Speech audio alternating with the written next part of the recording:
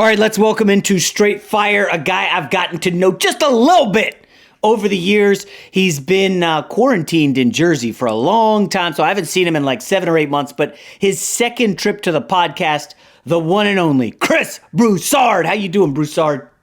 I am great, man. How are you?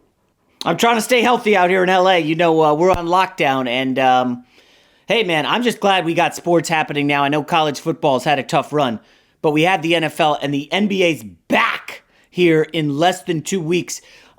Chris, I'll start with the obvious. The NBA bubble worked. What are we looking at here this NBA season? They're starting quickly. There's not going to be a bubble.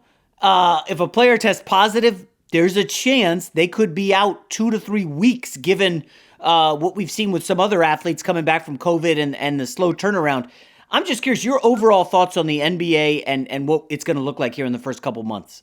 Well, it's going to be challenging. There's no doubt about it. Anytime you don't have the bubble, we've seen it with the other sports, whether it's college football, college basketball, the NFL. If there's no bubble, there's going to be a struggle. There is no doubt about it. And but I think the NBA is prepared for it. We all understand that this is a new normal, at least, for the next 6 months or so. And we'll just have to deal with it. I think the NBA is fully equipped to deal with those issues as they come.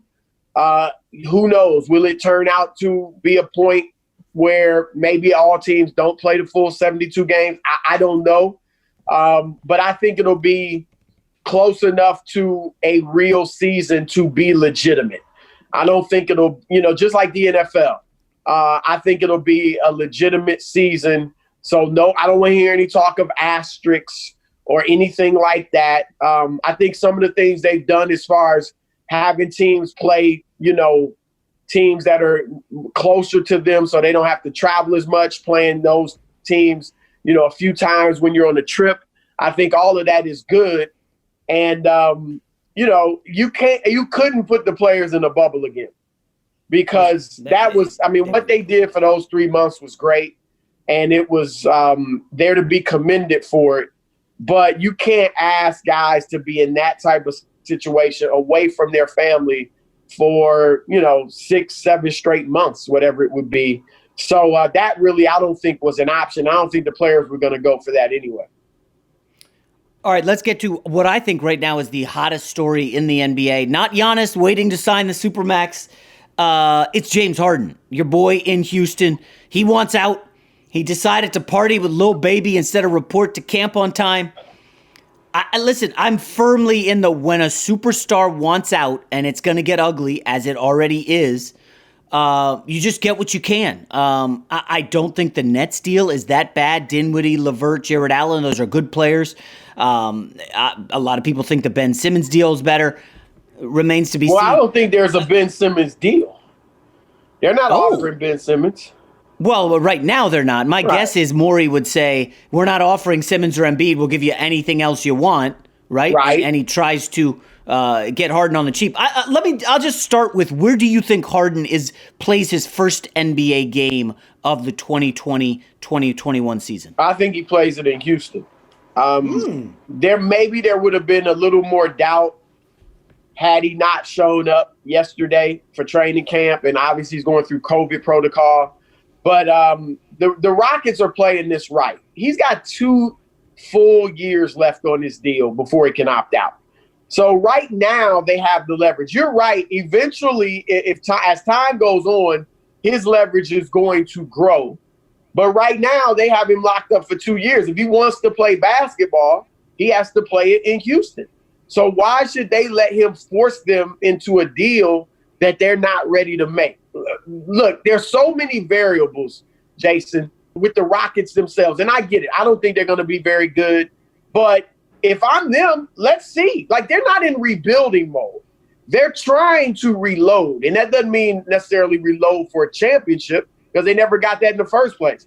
But it means reload to contender status. So they're looking at it as if John Wall can play like he did before his injury, and we'll see if that happens, he can play well. Eric Gordon's there.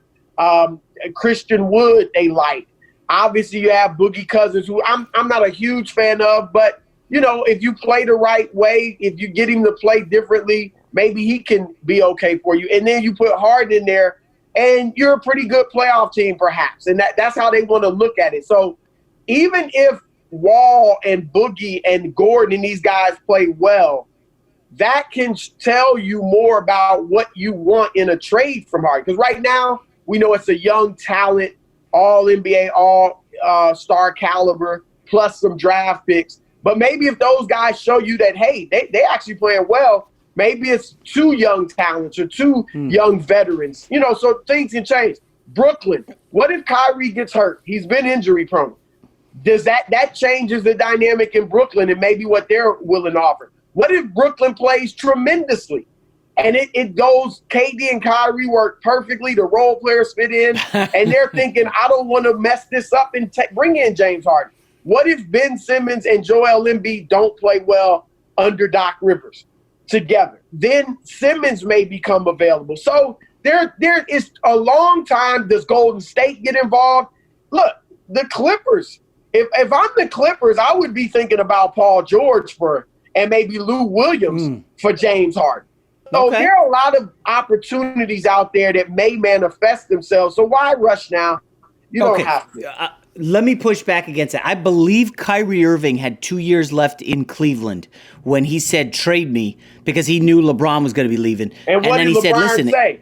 What did LeBron say? Don't trade. Well, hold on. Kyrie Irving said, if you don't trade me, my knee's acting up. I'll go get surgery and just sit out. Right. So, I think we've seen other players. There was Jimmy Butler. There was Paul George. Anytime, Anthony Davis, anytime they want to be traded, you deal them. Now, I get Harden has 2 years left. But if you're an NBA team, why would you give up a year from now 3 picks for a guy you could just wait another year and get for nothing? If I'm Brooklyn, I make the offer now. You may not have the money to get him for nothing. Who's going to have that? Well, no, money? You would have the draft picks, and you pretty much have the same roster. The Nets roster is not changing. I just think the value goes down every passing week or month that Harden isn't dealt. And again, I think this idea that the Rockets could be a contender, like Chris, we're talking about a first-year head coach, first time ever. I don't think they were a contender. I'm not saying they're going to be a contender. I don't think they were much. Oh, I'm sorry, playoff team. Year. So do you think they're a playoff team for sure? No, not Harden? For sure. I mean, obviously there's a lot of uncertainty there, but I think they if Harden's there and Wall plays well, they have a shot for sure. They have a shot. I just this owner, Russell Westbrook played the whole card about, hey, he's a Trump guy, get me out of here. Westbrook leaves, Mike D'Antoni leaves, Daryl Morey, like everybody's gone. Harden knows, man, do I want to do this and not make the playoffs? I don't know. If I'm Harden, I'd definitely be wanting to go anywhere, and I would kind of stomp my feet. Stars in this league run the show. He's 32, Chris. This idea that James Harden, who has a lot of minutes, a lot of playoff minutes, a lot of dribbles in a lot of miles on those tires, is he going to be a great player at 34 in 2 years? I think he will. I think he's okay. How about this? But I'll ask you this: will James Harden also needs to look in the mirror. And I like James Harden a lot. I think I voted for him MVP in 2015 when Steph won his first MVP. So he's an all-time great player. But he's had his chances. I mean, you did have Golden State down 3-2. I understand Chris Paul got hurt, but you did have him down. And then you sent him. That was your best team with Chris Paul. And you sent him out of town for Russell Westbrook. You've been with Dwight Howard. You've been with Westbrook. You've been with Paul, and it hasn't worked. And the way you had Golden State without Kevin Durant, and you didn't get it done. So look in the mirror. The way he plays, as great as he is, you're not winning a championship that way. He has to adjust. I'm with you. He didn't adjust for Chris Paul. He didn't adjust for Westbrook. You have to adjust. You're not averaging 34 points a game and leading the team to a championship. So I think he can adjust. I don't think he can do that in Houston, given the supporting cast. Well, Christian cast, Wood? They got a good supporting cast. Eric Gordon can play. John Wall can play. PJ Tucker's solid at what he does. You're going to have Boogie Cousins. I mean, I don't want to hear that. He didn't do it when you had Chris Paul and Westbrook. This is a team, you're right. You just said. He's got the supporting cast. He's got the skill set to do it. but will he do it after all these years of enjoying the adulation that has come from being this individual whirlwind? So again, we don't know if there's a playoff team, and all of a sudden, if Harden's down to 25 points a game and more assists, are they a playoff team? Probably still not. But he can, I think, and again, hear me out on this. I think he could adjust if he went to Brooklyn. He could look at Kevin Durant. Durant says, "Bro, I got 2 Finals MVPs. I got listen, I won 2 rings. Kyrie over here hit a game-winning shot in Game 7 of the Finals. He's got a ring. I need you to fall back and fall in line. We've won, you haven't." I think that's where we could see the next iteration. So you think James Harden's going to become the third guy? Well, I don't think he would be Kevin Love third guy or Chris Bosh third guy, but I do believe he's not going to be as nearly as ball dominant in Brooklyn. Now, the crazy scenario is if the Nets think Kyrie's too crazy with his "we don't even need a coach" and taking shots at LeBron and all this nonsense. If the Nets say, "You know what, let's swap Kyrie out and bring in James Harden." Now that's a nuclear scenario. I don't know if that would happen. I think that would be even better for Harden. I don't think that's something they're looking at right now. But look, that's why. Look, if you have Kevin Durant, Kyrie Irving, and James Harden, you couldn't write that team off because the talent is just incredible. But it is a chemistry experiment of the highest proportions, and it could explode. Kyrie would be the third best player. James Harden is better than Kyrie. As great as Kyrie is. I need to let that marinate. I had not thought who's the best. And again, it would go through Kevin Durant, obviously. Yeah, Durant I'll tell you right would now, be Chris, the best player. I think the ball would be more suited to be in Harden's hands in that scenario than Kyrie. Right, but I don't think it's ISO Harden the way that Mike D'Antoni was. He would have there's no question. He's not going to Brooklyn and playing like he did in Houston. There's no way. I think you just led me to a good point. So Steve Nash was like a special consultant with the Warriors on those great teams with Durant, Steph, and Clay. And the media tried to make it a lot of whose team is it? Who's the star? Can it work? It worked fine in Golden State. Yeah, but that was a totally different situation. The way that Steph and Clay play is completely different from the way Kyrie and Harden play. They move without the ball. They are quick shooters. They don't over dribble for the most part. Their offense was not, that was the rub toward the end was Durant, who wanted to go there because of the ball movement, the unselfishness. He ended up wanting more ISO. And that's why they almost lost to Houston. And that's where the rub came in toward the end. He was like, forget all this egalitarian stuff. Give me the rock and let me go to work. And that's not how Golden State plays. So what they do, and you're right, Nash is there and D'Antoni's there. I don't doubt that they might try to get KD and Kyrie and Harden to play that way if he were there. But is Harden going to be moving off the ball like that? I doubt it. Okay, well, Chris, first of all, nice usage of egalitarian. First time that's ever been dropped on the podcast. But at the same time, listen, hey, Kyrie, what if you won without LeBron James? You've won one playoff series in your career. We're going to do this. You're going to listen. James Harden, what have you won in your career? Nothing. Okay, we're going to do this. You need to fall in line. I mean, if you want to go to Sacramento, fine. But you're in Brooklyn. You wanted to come here. This is what we're going to do. This is our formula to victory. You just said players run the league. And now you turn it around and saying Steve Nash and Mike D'Antoni going to sit there when it comes to titles, it's my when it way comes or the to highway. Here's the deal. D'Antoni's not big on confrontation.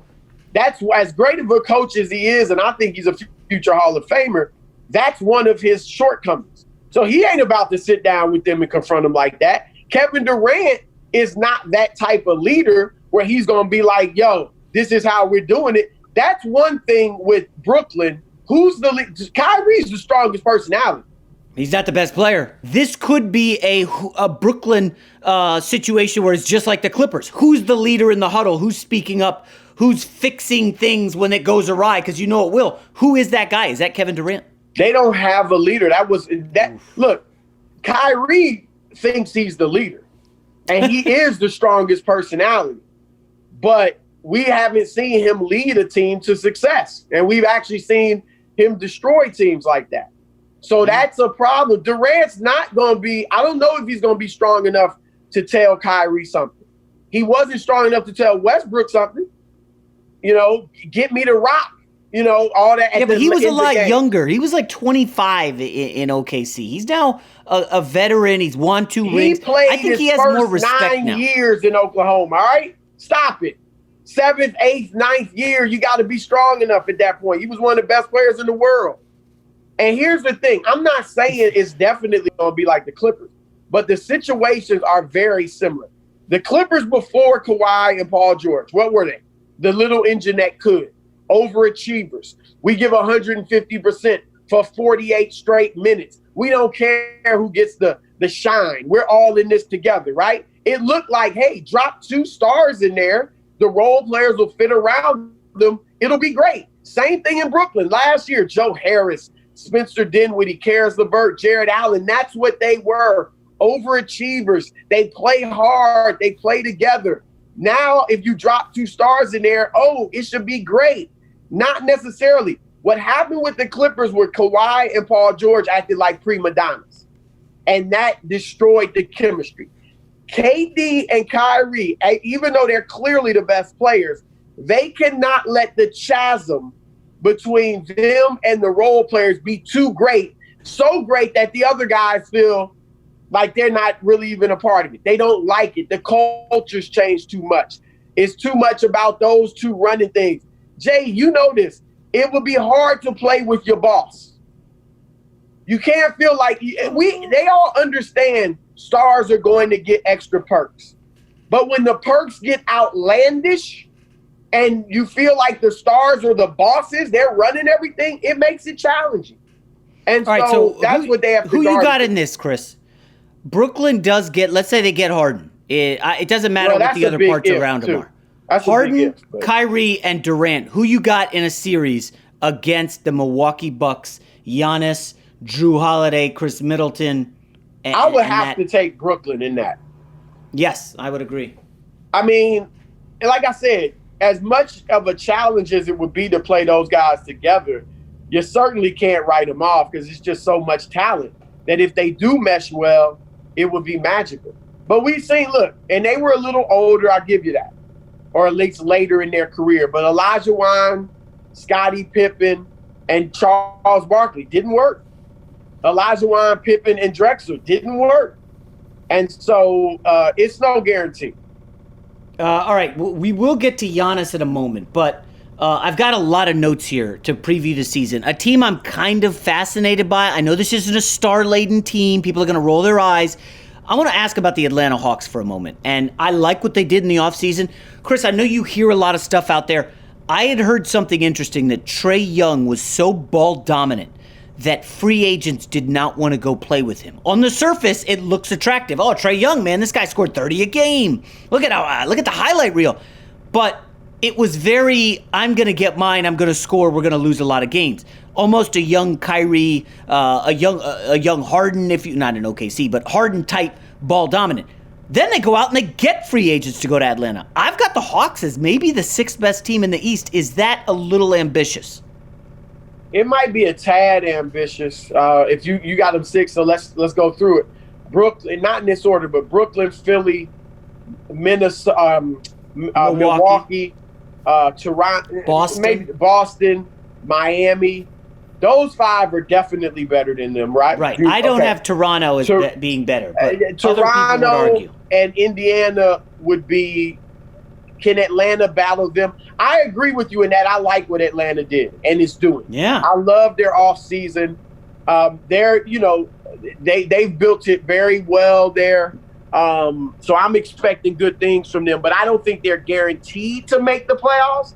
No. Certainly I give them a shot. 6, that would really be impressive. I mean, and let's not forget Washington, which I don't think is a guarantee. Oh, but they're going to be. Oh, they're not going to be in the hunt for a playoff spot? I gotta look. Maybe I missed something, but yeah, you have missed some. Bradley Beal and Russell Westbrook, a playoff spot. I'm not saying. Well, wait a minute. So let's start. If you want to go to Washington, fine. But does Bradley Beal ask for a trade before or after the All-Star break? I mean, that's I'm where not we gonna start say that with right Washington. now. Come on, nobody likes playing with Westbrook. You know this. Paul George actually went there. And then left a year later. Yeah, but to go home, but he chose them over the Lakers. Durant left. Paul George left. James Harden. Jason, be fair. Players have left James Harden. Players have left or not wanted to play with LeBron James. There's always players that don't. Every superstar has guys that don't want to play with them. And so you can't just put that on Westbrook. He's not the only player. I get it. He's got major flaws. It would be difficult to play with him. But let's not act like the guys haven't left LeBron. Guys haven't complained about playing with LeBron. Guys haven't left these other players. It's a different story when you're winning chips with guys. LeBron. Let me ask you this: playing with Chris Paul, LeBron's better. So yeah, he won championships. But I'm just saying, that's not fair to Westbrook to act like he's the only star nobody wants to play with. Okay, well, you know what else is not fair? This is Bradley Beal's team, and now Russell Westbrook's coming in, and the coach has a cozy relationship with Westbrook, dating back to OKC. That's not fair to Bradley Beal. Really? He stayed and signed here. This is his team. Okay, he's the best player on Washington. How's that worked out, Jason? And I like Bradley Beal, but how's that worked out? What playoff? Is it his fault? John Wall slipped in the shower? Have you won since it's been Bradley Beal's team? Really? Bradley Beal's won more playoff series than Russell Westbrook has since Durant Wall. left. He hadn't done it by himself. I don't know if John Wall was the best player on that team. I mean, Wall had his moments. But I'm saying it wasn't viewed as Beal's team when they were winning playoff series. Right. It was viewed as whose team is it? If it's your team and we don't make the playoffs, then I'm sorry. Your team could get taken from you. And I'm not saying it's going to be Westbrook's team, but it doesn't. And here's the other thing. We make too much out of whose team is it. Sometimes it is somebody's team. But a team that is going to be fighting for dear life to make the playoffs, I don't care whose team that is. Please. You don't deserve to be labeled as somebody's team. I think I led with that because if Bradley Beal feels, man, this guy came in, the coach is in his corner, we're not winning anything, he's going to be stat padding and ball hogging, and we know he hasn't won any damn thing since Durant left him. I don't want to play with this guy. What did he win with Durant? Who? Westbrook. They went to the They went to the NBA Finals. They went to the Western Conference Finals. That was all on Durant. I think Durant was the guy. I think Durant was the guy. Westbrook was an all-star too at that point. He was. So it was both of them. Don't act like Durant left because he felt anything without a 73 win team. So stop it. Chris, you know that was not 50-50. That was like, I'll give you 55-45. Durant's a better player. You get no argument from me. But I see your biases, and I'm not going, this is straight fire. So I'm going to spit fire at you. You go sit here and take shots at Russell Westbrook and lift up and exalt Durant because he DMs you every now and then. I'm not having it. All right, let's do one more team in the East before we get to the real conference. I don't know, Chris. I kind of dig the Philadelphia 76ers offseason. I am bullish on Seth Curry. I unlike everybody else on planet Earth, I don't think Danny Green's the worst player in the NBA.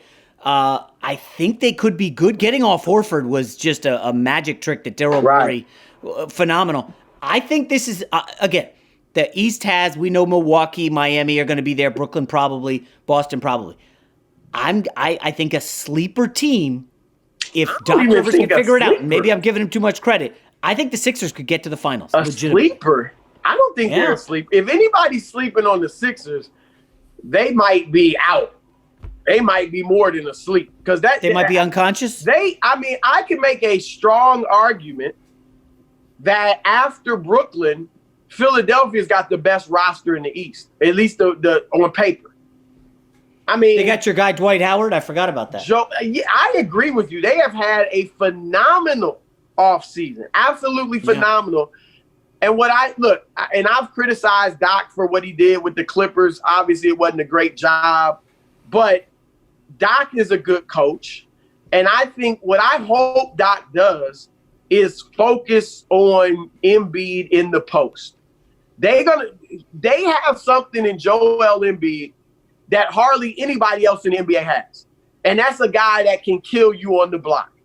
And if you don't double him, let him go to work and crush people. And if you do double him, they now, as you said, have added the shooters, and they can kick it out to the shooters. We've seen Doc talk about Ben Simmons. They're going to have him more in the pick and roll, which I like. They're going to obviously try to push it in transition, which I like. They're going to have him moving, cutting, setting picks, running off picks, all of that, which I like. You can't let a guy like that just be stationary when he can't shoot.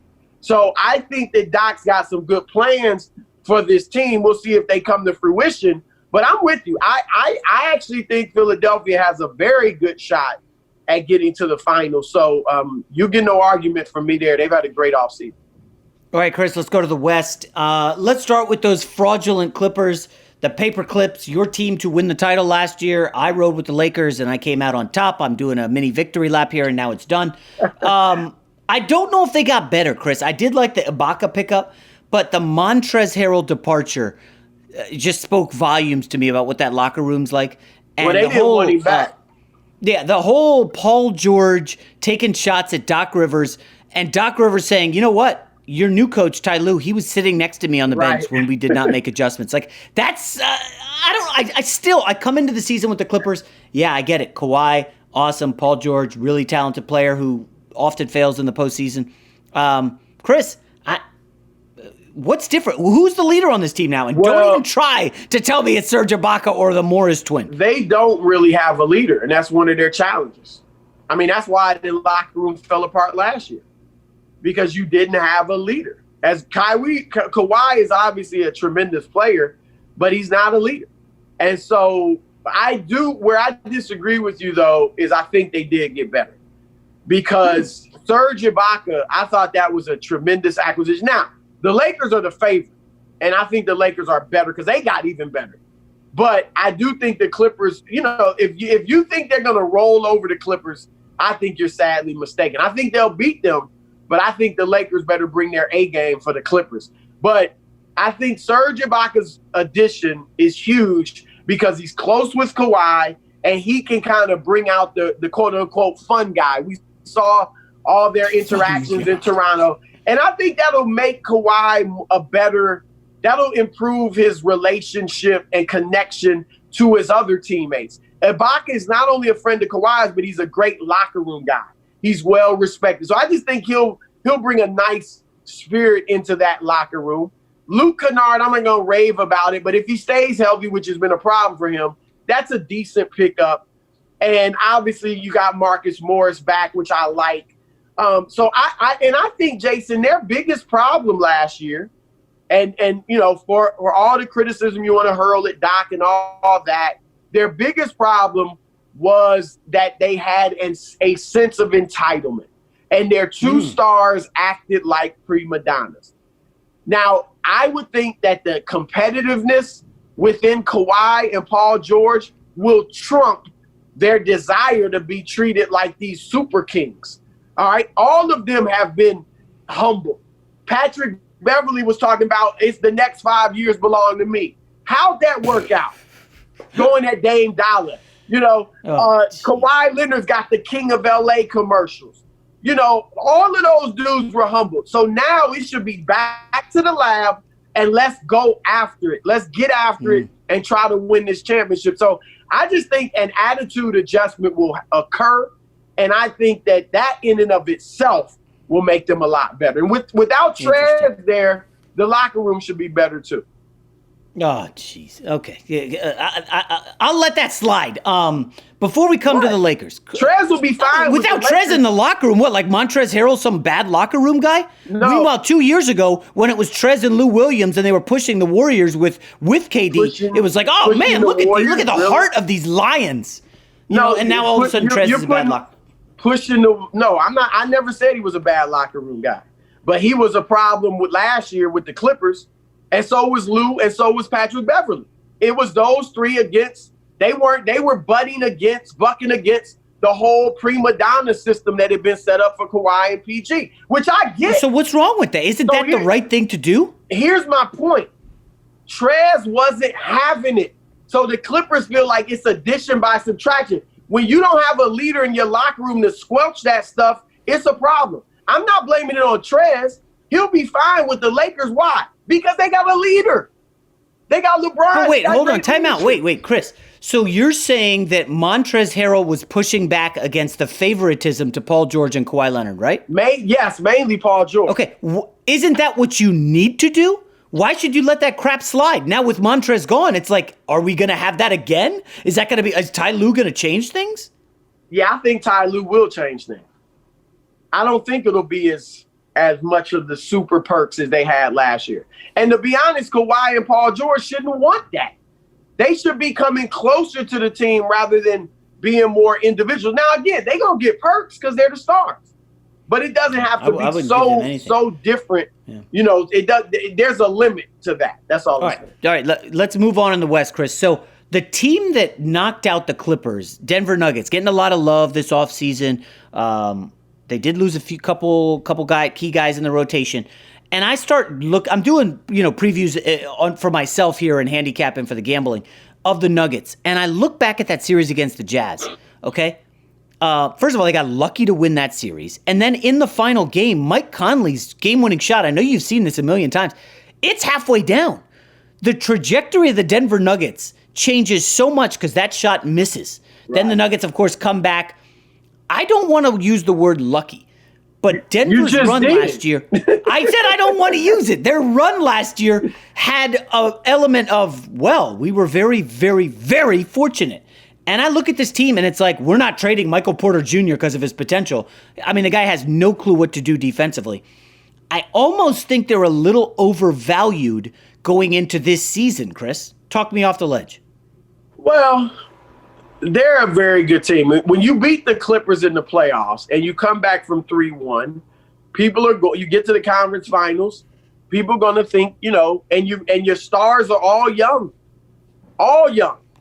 Okay, wait, hold on. Let me ask one more. People are going to like you, but did that Clippers series did the Clippers series say more about the Nuggets or the Clippers? Because I don't think it said that much about the Nuggets, who trailed 3-1 and were down at halftime of every other game, and the Clippers just folded.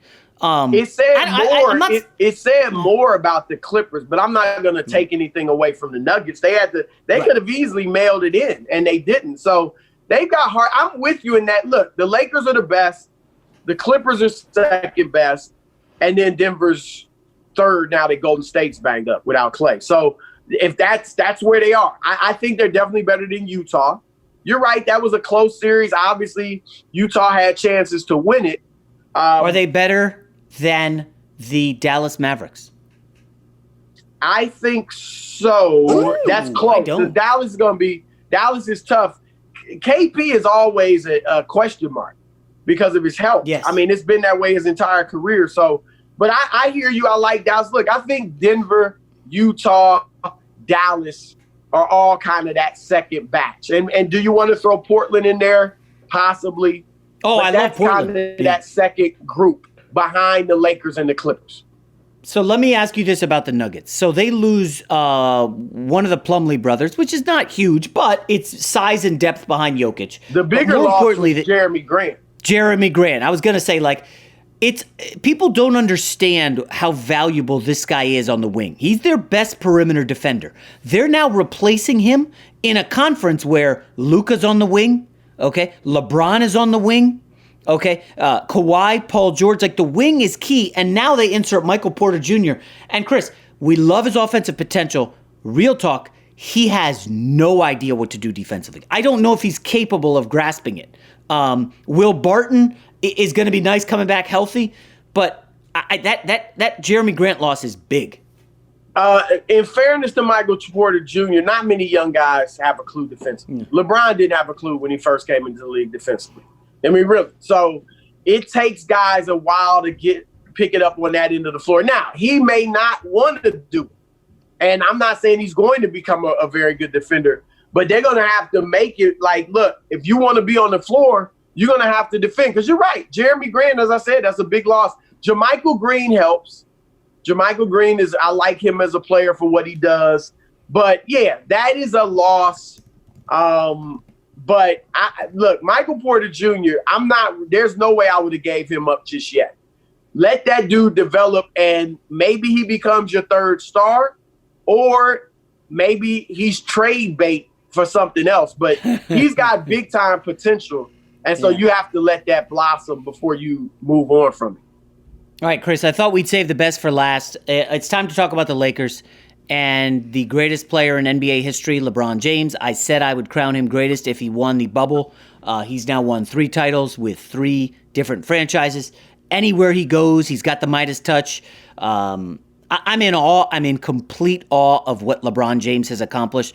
Going from cover of Sports Illustrated as a teenager, never getting in trouble with the law, what he's done off the court, and now just winning championships wherever he goes. I'm blown away by LeBron James. I get frustrated when people refuse. Here's the only Go ahead. I've gassed up LeBron. Speak about him first, and then we'll get to the Lakers. Only thing I'm going to push back on is you said never getting in trouble with the law, as if that's an expectation.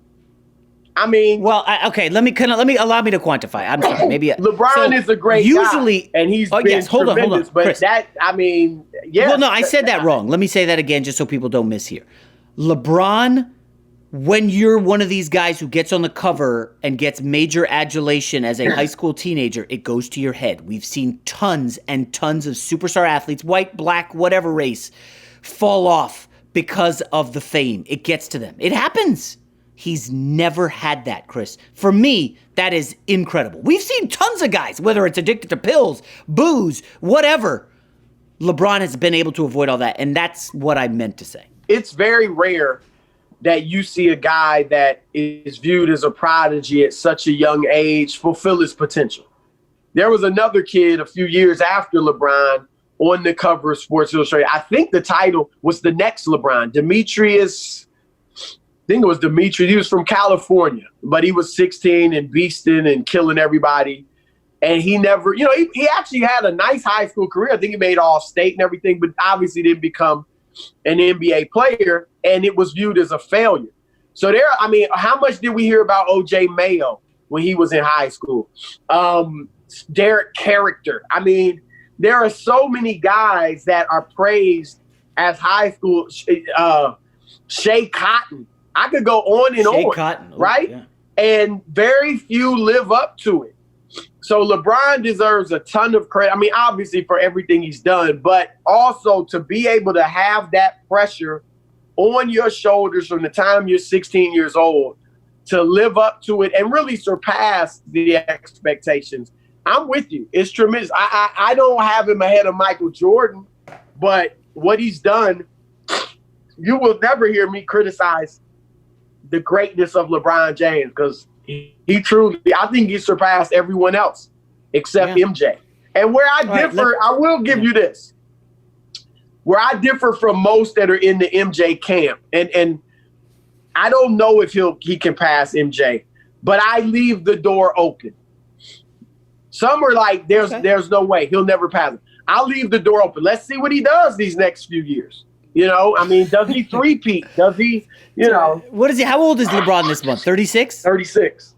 Oh, my gosh. And now we're continuing to expect this guy to contend for titles at 36 is beyond me. But I'm curious about the Lakers. You do. I'll start with a negative. And not a lot of people are saying this, but this is what I've done. This is what's got me where I am, running counterintuitive to the masses. Everybody universally, Chris, says the Lakers got better in the offseason, and I like what they did. I just want to point out, they lost very good defenders on what was an awesome defensive team, okay? Playoff Rondo, awesome defender. Dwight Howard, great. Hold on. Dwight Howard, great interior defender. Danny Green, anymore. Good defender on the wing. And they replaced him primarily with 2 guys, Chris, not known for much defense, okay? Schroeder, not a defender. He could get some steals here and there, but he's not a good defender. And if you look at the numbers, Montrezl Harrell, not a good defender. The only pushback is the Lakers are probably going to go from, I think they were a top 3 or 4 team defensively in the league last year. They were number 1 at one point. They're not going to be a top 5 team. They might drop to maybe lower part of the top 10, maybe even beyond that as a defensive unit. Your thoughts on that? Marc Gasol is a good defender. Wesley Matthews is a good defender.